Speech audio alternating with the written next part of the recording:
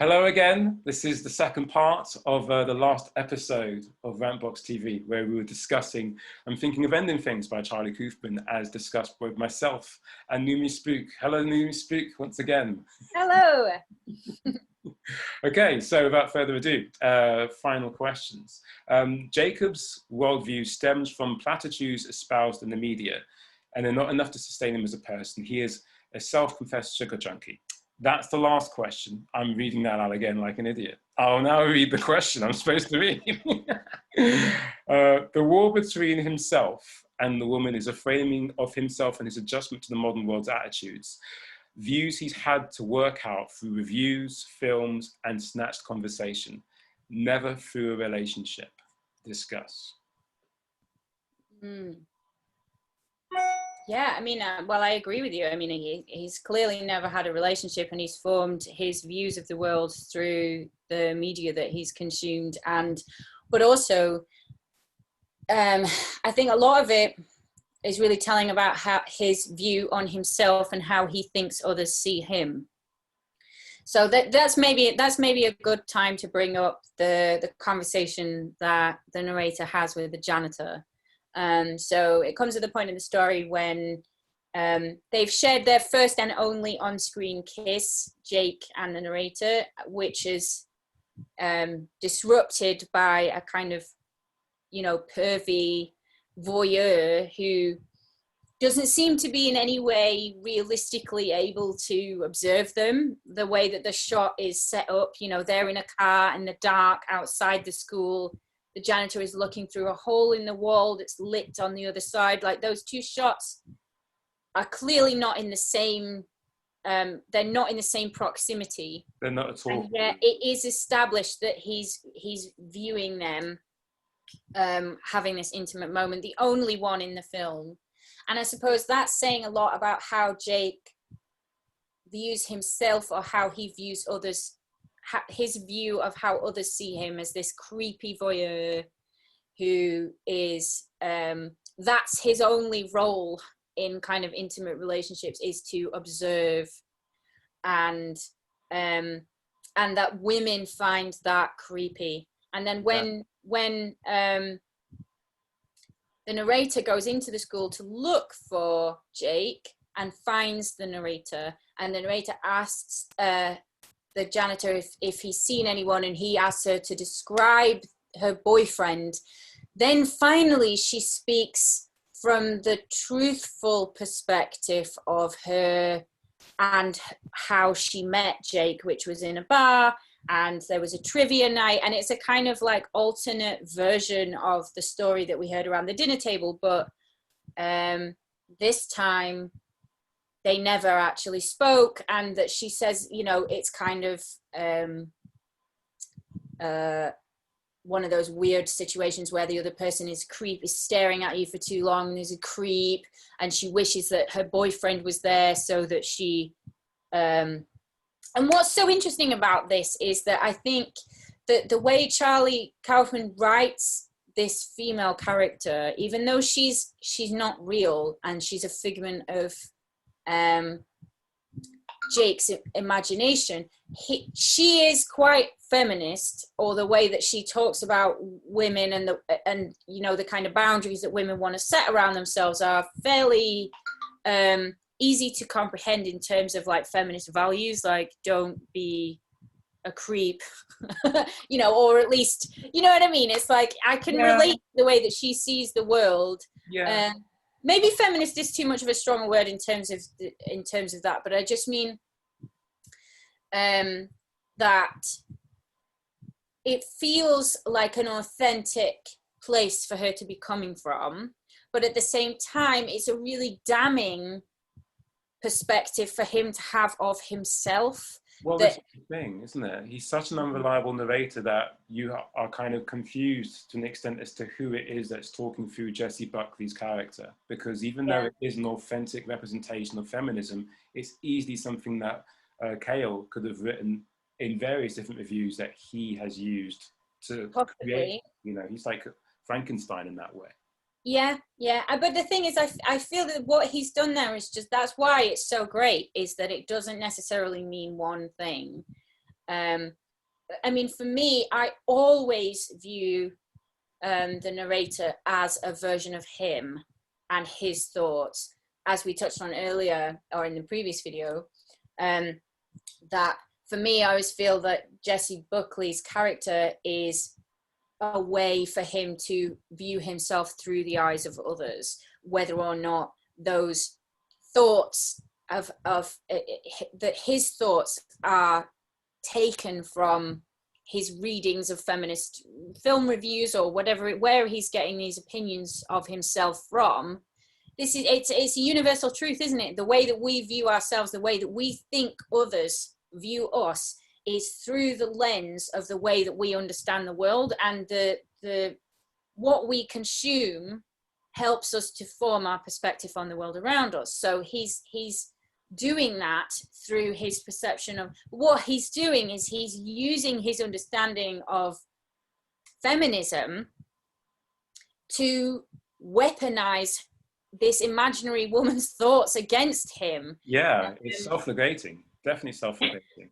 Yeah. And I suppose it's, you know, but the other thing is that it rings true to a female experience of that guy was staring at me too long and it made me feel uncomfortable. And also there's another brilliant line in it when she's alone in the car and she says, a yes becomes another yes, and then it's just easier to keep saying yes and yes and yes and yes.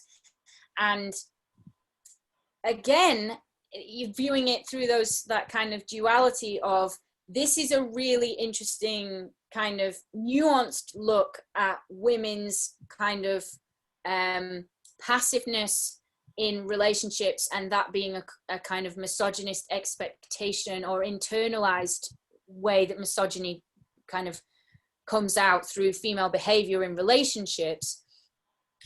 And yet at the same time, it's also a really damning kind of self-reflection that he's saying that she's only saying yes because she, you know, he's justifying to himself this reason why this woman has agreed to go out with him in the first place, because it can't be based on anything other than the fact that it was an accident and she's ended up saying yes a bunch of times. Yeah.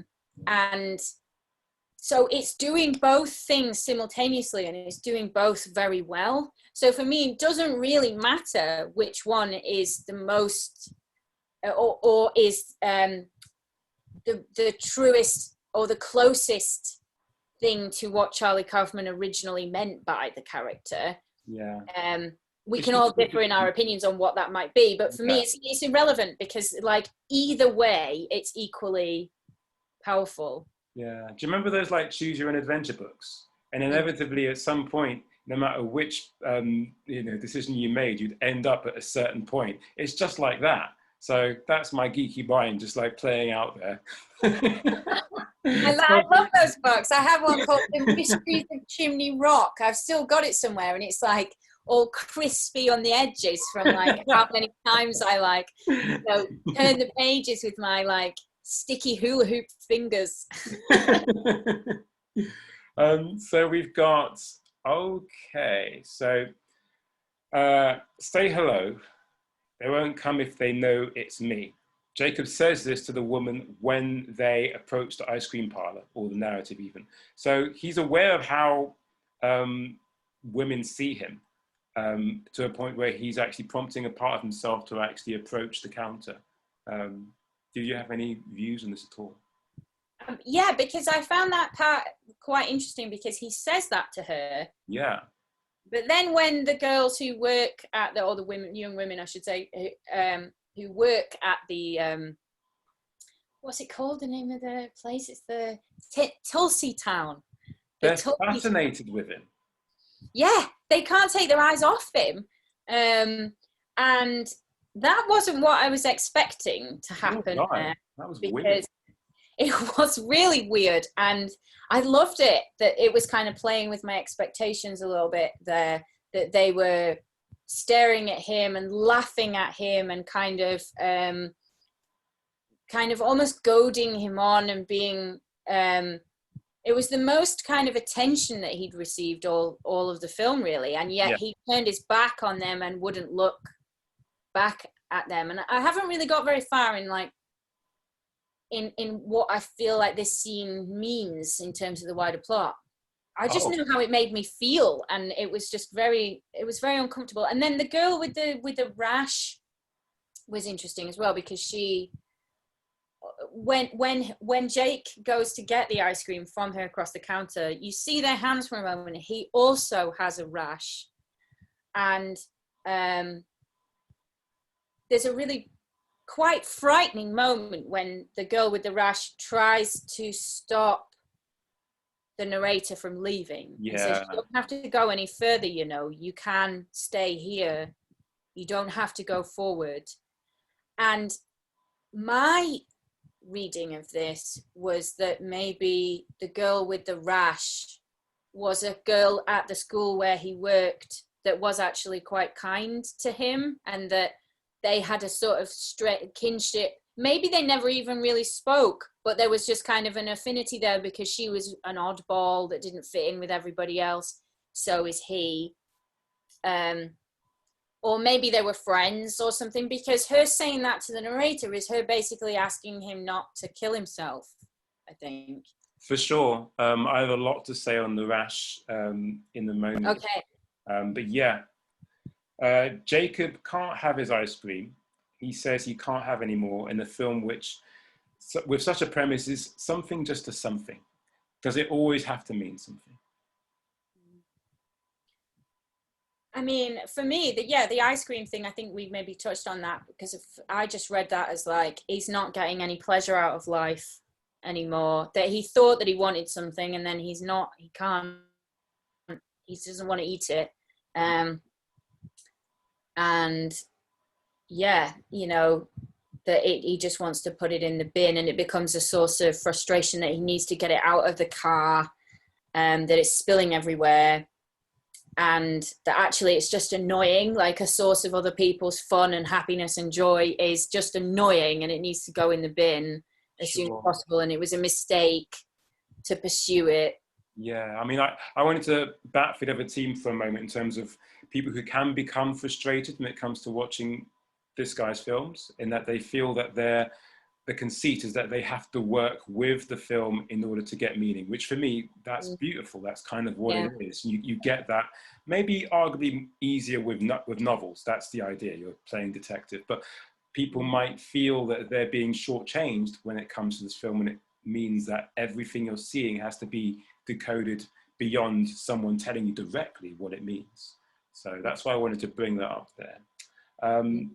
The ice cream woman with the rash is Jacob's only attempt to woo someone he's attracted to. I took that quite literally. I think between that moment and him meeting someone in the corridor when he's a janitor, I think those are the only two intimate reactions that he's had.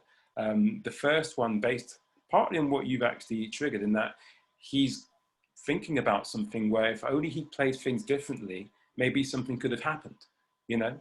And that she was a little bit, if not a lot like, not so much different from himself, you know?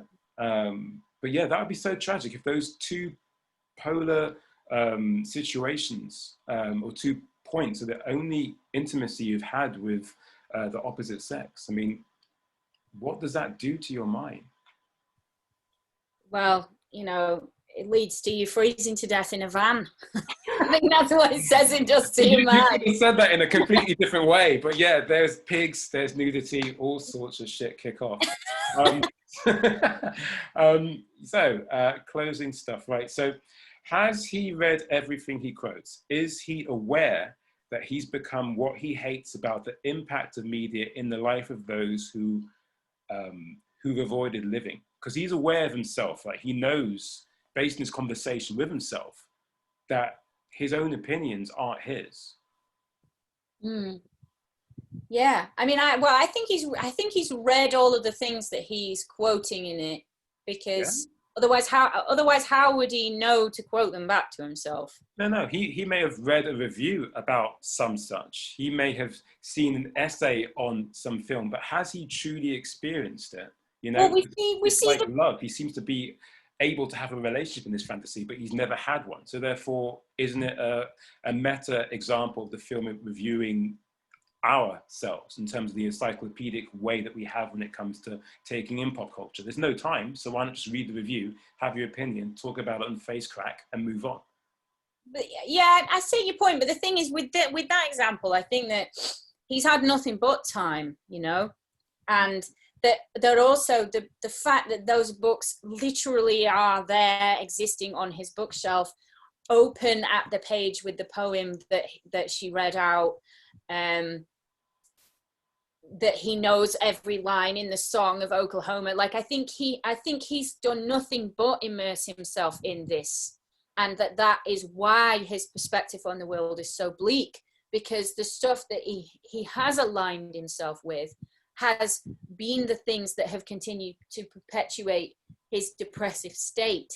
So I don't think there's a falsehood in his connection to the material, to the source material, but I think that there's a falsehood in how he's allowed that to then color the rest of his experience and the rest of his life, and the way that he views himself, the way that he thinks others view him.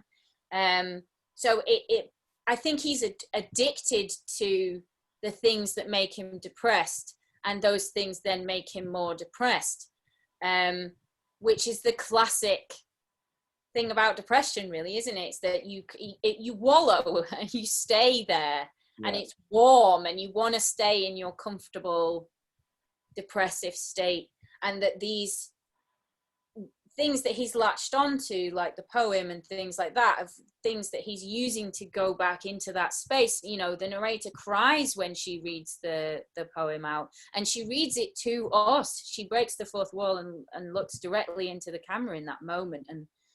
And so I think all of I would argue that the way that those things are staged is not to imply an artifice on his part in terms of his connection to those source materials, with the exception of Pauline Kael, because I think that her introduction into the film is a way for, and now this is interesting, because last night I watched A Woman Under the Influence for the first time. I hadn't actually seen that film before, and this is a whole other conversation, because that's a brilliant film in it, and I think there's a lot to unpick in that. But kind of the top line that's relevant to the rest of this conversation is that, you know, it's a film about a married woman who ends up spending quite a bit of time in a mental institution, and a lot of the things that are causing her to go a little bit crazy are kind of, or for the society to have a double standard regarding gender and mental illness is kind of the basis of the film. So Pauline Kael writes this criticism, and she's famously a very feminist film critic, writes this piece in the New Yorker that kind of initially says that she wasn't a fan of the film, and she didn't think much of the depiction of women, and so on and so forth. And that's what the narrator is kind of pushing into at Jake in the car, and he's kind of saying, well, I actually had quite a lot of empathy for the characters in this, which is probably a more universal view of the film. It's kind of seen as being an absolute classic. It's a great film, and also that it's pretty progressive in terms of the way that it views gender roles and how it depicts the disparity between gender roles as a criticism of that. So the fact that it focuses on a housewife character, Pauline Kael zones in on that and kind of talks about that, and makes the point that, you know, the film is not really doing women any favors because it's too narrow in its depiction of women. So, but then later in her career, I believe she changed her mind and had a different opinion on the film. And so, to my attention, that was what she she did that quite a few times, right? Yeah. I think that was something that, you know, and fair play to her. You know, she read the film in one way, and then years later she changed her mind. That's fair enough. But what's interesting is in I'm thinking of ending things. The narrator is kind of taking on the initial review that Pauline Kael had, which she then later herself disputed. But she's speaking with such conviction and confidence that Jake feels intimidated and cannot stand up for a film that he liked, that is in itself quite a feminist film. And it's just that this narrator has suddenly got the overbearing confidence that he can't deal with. And what's so interesting about that is that it just cuts right down to this notion of confidence, gender, you know, specific gender roles in relationships, what that's supposed to be like, emasculation as this tool that he's using to kind of, because she is him, so he is intimidating himself with by regurgitating a film review that he doesn't necessarily agree with, but doesn't have the confidence to then rebuff that, even though Pauline Kael herself would later side with him. Yeah. On the argument. Taking himself apart is literally fucking the downward spiral. Just, you know, he's just taking himself apart. I'm talking about the album, not just the actual metaphor. So just picture that, you know. I really want Charlie Kaufman to do a Trent Reznor documentary. No, he should do a biopic. That would be, yeah, okay, posit that in your brain. Wild. So, the janitor speaks of old people as an ash heap. He idolizes youth. Did he take a job at the school to stay connected to a part of his life that he never lived to fulfillment? Or is it just, you know, the premise that he just happens to be there? I mean, there is a recurring theme of not being able to move on, or not being able to do anything outside of your comfort zone, and things being very small. So the fact that he took on a job that's unimportant and invisible in a school that he went to, in the house that he's always lived in, the same house, everything's very small. Yeah, film. And I feel contracted. I mean, there's even talk of Charlie Kaufman saying that he wanted to have an aspect ratio which was even smaller, but Netflix weren't particularly keen on that. In fact, they balked at it, so they had a compromise. But that's part of the mise en scène, isn't it? The sense of not being able to really escape. Yeah, it's all squashed in to what is it, 4:3? I think it's 4:3, but don't quote me on that, cinephiles. Don't kill your We should move on very quickly. Jacob's idea of a song is in conflict with what he believes the modern world thinks of it. I don't remember the name of the song, but do you remember that? Maybe It's Cold Outside. It's the Christmas song. Yeah. He idolizes, thank you, he idolizes the opinion of others younger than him due to their conviction of purpose, as opposed to being convinced. He's confused the acceptance he seeks from others as sufficient nourishment for a life without love. Like he needs to, I think he really needs to agree with Jesse Buckley's character, because he doesn't want to rock the boat in that way. And I think that could be a commentary on how, arguably, I've seen it every now and again, some men will feel that they have to ascribe themselves to something. You can see they don't get it, but they just don't want to be on the wrong side of history. That's what I got out of that scene. Yeah, that's an interesting reading of it, because I again, for me, I didn't read it the same way. I just took it as a continuation of this notion that she is intellectually intimidating because she's read something, because she's got her finger on and also it's another way that she is saying, you don't know, you've not noticed that this is creepy, and I'm shining a light on this.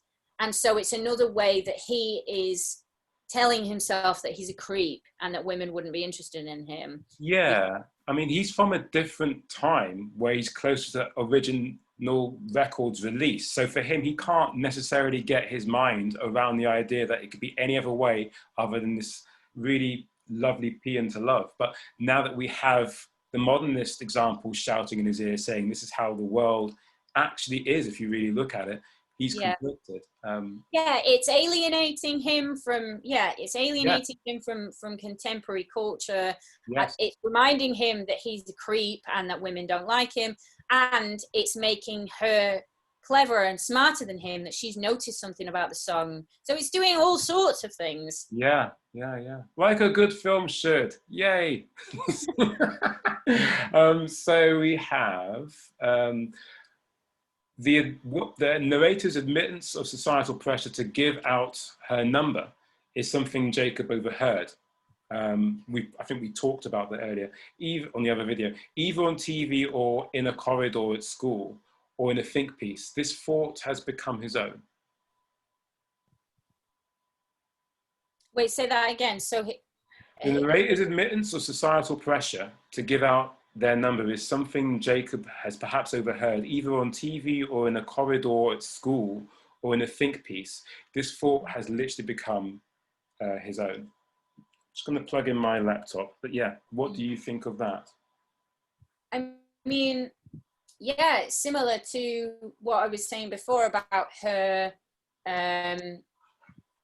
feeling like she has to keep continually saying yes, or that she wishes that her boyfriend had been there.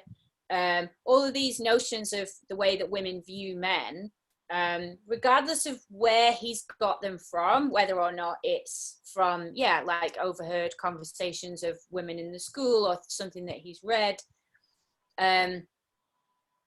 It's doing two things again. It's making the narrator feel like a real woman, which helps with the ruse that she is a real woman. And it's also making him weaponize his own thoughts against himself. So it's further deepening him into this idea that he will never, he's beyond hope. Yeah, very much so, very much so. The scene with the janitor and the woman in the school corridor, which you spoke about before, could be the only moment of intimacy that he's had. That realization could be the tipping point towards his suicide. I'm not sure if there's anything else to really unpack that other than what we've already said. But if we've got only that she, so, you know, she walks away. He lets her go at that point, and then they have it flows into the dance sequence. So I didn't know if you had any observations about the dance. Yeah. I'm going to get to that first. Reimagining his life filled with a romance as a wondrous theatrical production is evidential of the virus of media. Remember how he talks about media being a virus, or rather Jessie Buckley's character does. And she says that it's something that wants to survive. It will do anything it has to and will change the host in order to do so. His memories, or his fantasies rather, of having this theatrical production, it's completely colored or in existence because of the platform or pedestal that he puts love and experience on top of. So that's what I'm picking out from it based on my notes and that. Yeah. I mean, yeah, it totally makes sense because, you know, he loves musicals. We learned that earlier in the car, and you know, there's a lot of dancing in the film. There's the moment when he walks past the corridor with the mop bucket and he sees a couple dancing in the corridors, and they slam into one of the lockers and close it, and that moment is replicated exactly by the doppelgangers of the narrator and Jake as they start dancing. Yeah. But then there's the moment where they get married. The dancers get married, and he's kind of living out that fantasy that combines his love of musical theatre with his kind of fantasy about what could have been. But then in the dance sequence, the doppelganger janitor literally murders the doppelganger Jake. Yeah. And in doing so, he's kind of killing the fantasy. So that whole sequence, from the moment where the janitor lets the narrator go, they have that conversation where it ends with her saying goodbye to him. Then we have the dance sequence where the janitor kills the younger version of himself, who's a fantasy. And from that point onwards, we're in the suicide sequence of the film. It's like he's letting that go then. Yeah, yeah. The Rantbox TV host in me is very happy that you've actually knocked down quite a few questions in terms of me trying to make sure it's a certain length. So thank you for being astute and also that I can agree. The janitor in the dance killed the young dream aspect of himself. This is not something that he can live with. Why is there a shortage of working class characters who volunteer themselves for psychoanalysis in film? The wealthy or the middle class do it. In film and fiction, people are sectioned if they're of a certain, often a certain class. But the janitors of the world don't seem to seek help. In a world where media can be misunderstood to be a design for life, the schematic has significant holes. What do you make of that word, vomit? I'm proud of the meal. Wow, very much. There is a lot to unpick there. Just thinking specifically about the source material for you know, this film particularly, I'm sure there is a whole other analysis that we could apply to this film about class. It just wasn't the lens that I was viewing it through. That's my preferred lens. I mean, I can't think of a film where someone of arguably very common working class of a certain place in society goes, hey, I have a problem here. I'm going to go to a psychoanalyst. It's always the rich fucker, right? It's always someone who has either been, on another polemic, has been sectioned. That it's never like seen as a go-to in these narratives. And I just think that's a myth that needs to be broken down. Yeah, absolutely. And I guess as well, also, there is a slightly middle-class condescending thing that he's a janitor, and that it's implying that being a janitor is an unfulfilling job in and of itself. Perhaps there are examples where that would really not be the case, and that, you know, maybe that's a tired stereotype. Definitely. And I think there is a societal algorithm that we believe that unless you are like doing something that is overtly obstructive to other people's happiness or their safety or your own, that's when you go. But isn't it healthier to believe that even just a few things that you have to sort out in terms of your own understanding of childhood and whatnot, talking to a professional might be useful? I just don't see that enough in fiction. And I just, that's where this idea came from in terms of... Really a class point, but I have a real bugbear when horror films use mental illness as a justification for the you know, murderous rampages of the antagonist, usually, you know, or sometimes the protagonist, because I find that those kind of that's really unhelpful, to constantly kind of tell people who are struggling with mental health issues that they are potentially dangerous, or tell other people in society that, particularly, you know, with conditions like bipolar, that can lead people to go, you know, on kind of murderous rampages, which I think is, yeah, I mean, that's just, it's so silly. And I think that this film, for me, actually it tackled mental health in a much more tender way, where the horror was about the experience from the individual's perspective rather than what they were likely to do to somebody else because of their illness, you know. Yeah. And so I really appreciated the fact that it didn't veer into these kind of territory, and it toyed with the idea that maybe it would, and then it never did, and I really enjoyed that. Yeah, definitely. I think, as I said before we even did these videos, when I came to the film, it was off the back of another project, which actually did annex itself via that last question, because the character in the book that I've written has this idea of what mental illness is based on stuff that's happened to them, but also what they've seen in cinema and in fiction and comics. And that becomes a meta, say, commentary on what we've just talked about. But yes, at the risk of plugging my book further, we move forward. So why is, okay, the narrator spoke of needing to go home, The janitor kills himself in the school. We know this due to his car being covered in snow, parked outside the school the following morning.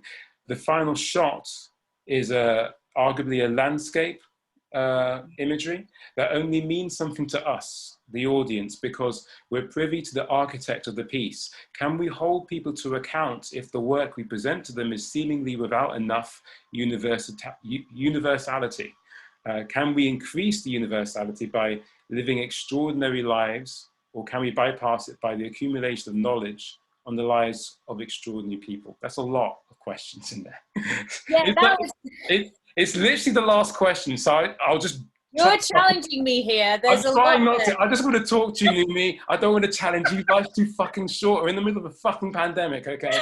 We're going to cut this down to 3 parts. No, right? I enjoy being intellectually stimulated, but I could answer this question for an hour. No, don't. I'm going to chop it up into 3 different parts, okay?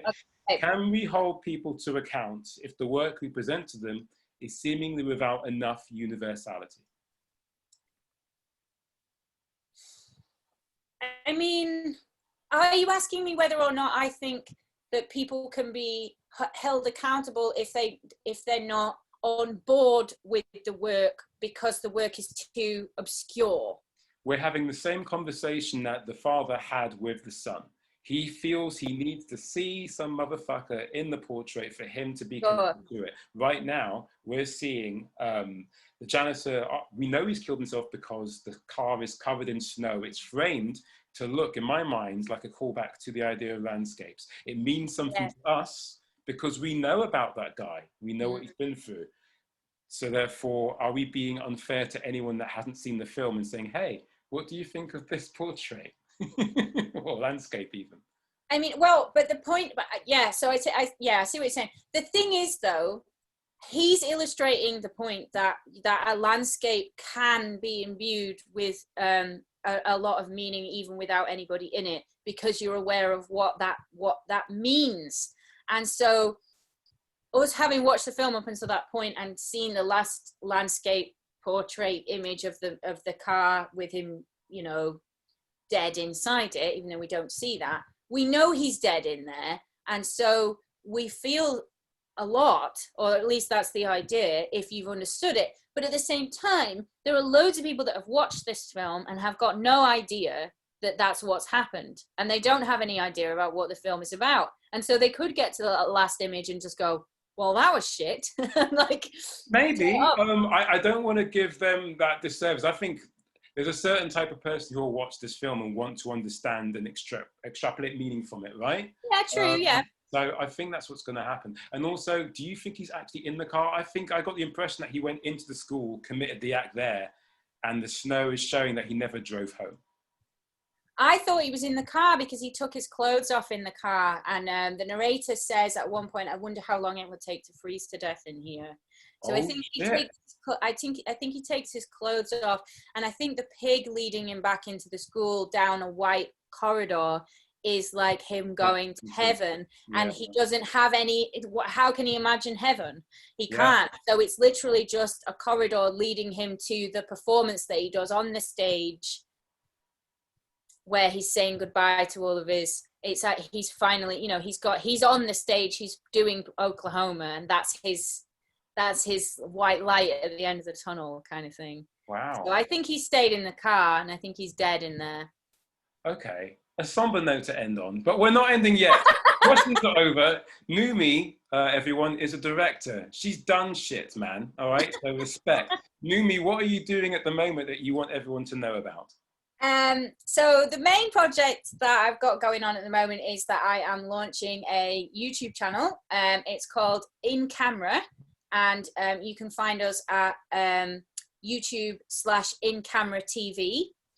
And it's all about practical effects. So we will be showing filmmakers or practical effects nerds, anyone who's interested in that kind of stuff, how-to videos of how to recreate famous scenes from things like Ghostbusters or Star Wars, or we've done Stranger Things as well with the kind of black void room. Oh wow! Is that the same thing as in Under the Skin? It's like Under the Skin as well, yeah. same technique. Wow, I'm already subscribed. I actually am. I'm technically already subscribed, but you know, if I wasn't subscribed now, then I definitely would after hearing this. Can you tell me, is there anything that else we need to know apart from what it is, who's involved? If you want to give any shout outs, I don't know. Yeah, so I've been working with the amazing guys at Band Studios in Bristol. So they are a really awesome production space. So yeah, they have a studio space for hire there. And I've also been working with Ryan, who's an amazing behind the scenes camera operator, and JP, who's our resident kind of, you know, he's the visual effects artist who's kind of responsible for coming up with a lot of the techniques and things that we've been doing. But it's really good fun. We've kind of seen our way through lockdown by exploding things and squibs and miniatures and puppets and pyrotechnics is like the best way to kind of deal with kind of global misery and depression, really. I'm down with it. When is the channel already launched, or what's? No, it's launching on Wednesday next week, which is the 30th of September, I think. So that will be, yeah, our first video will be dropping on the 23rd. Wednesday the 23rd of September.